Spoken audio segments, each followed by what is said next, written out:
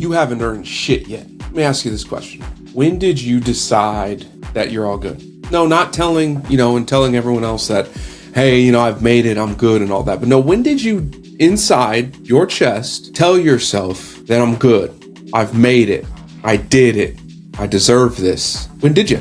Because ultimately, I'm here to tell you, and maybe it'll scare you a little bit, but to understand that feeling, telling yourself that you've made it and you did that, is actually what's going to cause your demise, cause you to plateau, maybe be what causes you to die. Who knows? That comfortability is not what you think it is. Here's the thing about being comfortable, okay?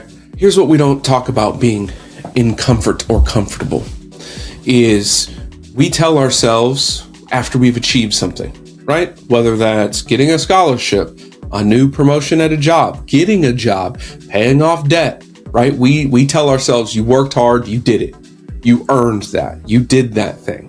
And then subsequently, what happens? Nothing. We just either repeat the same process all over again, and we just sit there, and that is the trap. Because if you are continuously not working forward and growing, what are you doing? You're dying. You're plateauing. And that is exactly what your brain is designed and told you to do. Your brain does not know the difference between safe and stuck and safe and growing. All it knows is safety. It is designed to make you feel safe. And so when you've achieved something, you feel like you've earned it or been told that you've earned it, your body's going to say, hey, clap, clap, clap. Congratulations. You're good. It's okay.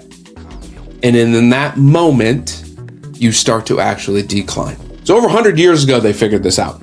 Yet you're telling me that you're never going to have stress or pressure on yourself. Isn't the saying all about pressure causes diamonds or something crap like that? I'm aging myself. I don't remember what the hell that's called anymore. However, putting yourself under pressure is how you grow and is how you develop.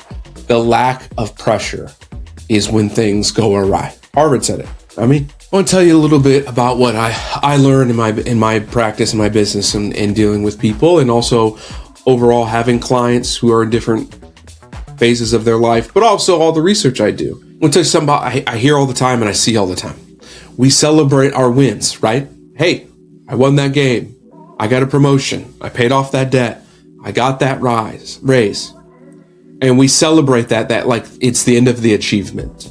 It's the end of the goal. It's the championship. I'm over. I did it. I've peaked. And that's the problem. We treat those moments in our lives as victories to the end of the game. And they're not. They are just foundational pieces to what comes next. It is just laying the groundwork for you to become better and greater and grow and never stop doing so. And so why does that happen? Well, it's very dangerous that we get into that mindset.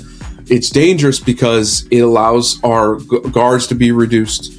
We don't push ourselves harder, right? We start to get lazy. From a physical standpoint, we get lazy, which turns into all the medical issues. Mentally, we say, oh yeah, we did it. I've worked so hard, I'm done. I don't need to work any harder for anything else. And that is the demise of us as humans. Failure being masked as success. Plateauing, not moving forward just because you achieved that. Think about this. Just a little bit. Think about this. Say you're going to climb a mountain. I've climbed Mount Kilimanjaro, right? And it took us 4 days to get up. We did all of that work to get up. Although we didn't carry most of our shit, the shepherds are amazing. Just flat out amazing. But we put all that work to get to the top. In theory, we just end there. We just shut down. We did it. We achieved it. We wouldn't put the work to get all the way back down. And then when we're down, we wouldn't have been able to take that opportunity to be like, wow, I did that. Awesome. I pushed myself. Now I can go further. For those of you that are stuck in that realm, push yourself further. When we talk about what comfort costs you, being comfortable costs you a lot. So in sports, for example, if I just remain comfortable where I'm at with my skills or my team, you name it, we're never going to get past where we're at in terms of wins, championships, being better teammates, you name it, because we haven't tried to work harder. But we also haven't failed either, though. Or is that failure by not working hard? For the rest of us, right, when we're talking about comfort kills us, hey, I worked out once this week, or I did a walk this week. I'm good. Or I eat healthy so I don't have to work out. Well, what does that cause? Well, your knees start popping like mine. You become a little more out of shape. You're not as flexible. Your body becomes tighter.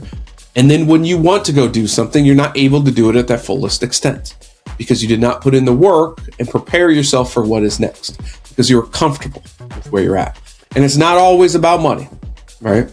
Granted, from a money perspective, I do think there is a limit to your money where you're good, right? But we don't mean good in terms of you're not trying to grow. We mean you're good because you're focusing on things in life that matter, that are actually growing you as a person, not just the money in your bank account. If you already have a low satisfaction in life or low self-esteem, pushing yourself to accomplish something. It doesn't have to be climbing Mount Kilimanjaro. It could be going for a walk every day. It could be going up to your boss and saying, hey, I deserve this because I've done this. It could be telling a family member, no, I don't know what your situation is. But getting outside your comfort zone and pushing yourself forward not only brings satisfaction into your life, it is going to better your life for the trajectory of what you have going on. So we've hit upon what comfort's going to cost you, what sitting still does, what growth doesn't allow us to do, why we're in this mindset. Our brains are designed to do so. Humans are naturally lazy, and it's very uncomfortable to do all these things. But why? Why do we have to be able to do so? And why am I speaking about this right now? Look at our world right now. Wars over here, wars over there, failure over here, failure over there, lack of salaries, lack of jobs are being cut here in America. You've got, everyone internationally not liking Americans in general. You've got your friend down the street needing help. Like, think about all those things that are more pressure on us, back to pressure on us that we don't want to face. We don't want to deal with our financials. We don't want to deal with this bad situation. We don't want to cut off relationships because it makes us feel bad. All of that not want to and staying in our comfort zone is costing you more than you know. So I ask you this as bluntly as I can. Are you staying comfortable because you're afraid? Are you staying comfortable because of someone else? Or are you staying comfortable because you just can't get out of your way? I know we're all staying comfortable in certain areas of our life. This isn't designed to do that. It's designed to reach out, slap you in the face a little bit, and let you know that you haven't earned shit yet. And you will never earn the right to just sit there and do nothing, because there's always a piece in your life that should be moving forward. Even if you have all the money in the world, you're the most successful business owner, or whatever it is, spending more time with your kids, being in their memories, creating other memories with other people relationship-wise, giving back to others. There's always room for you to be uncomfortable. So keep pushing yourself forward.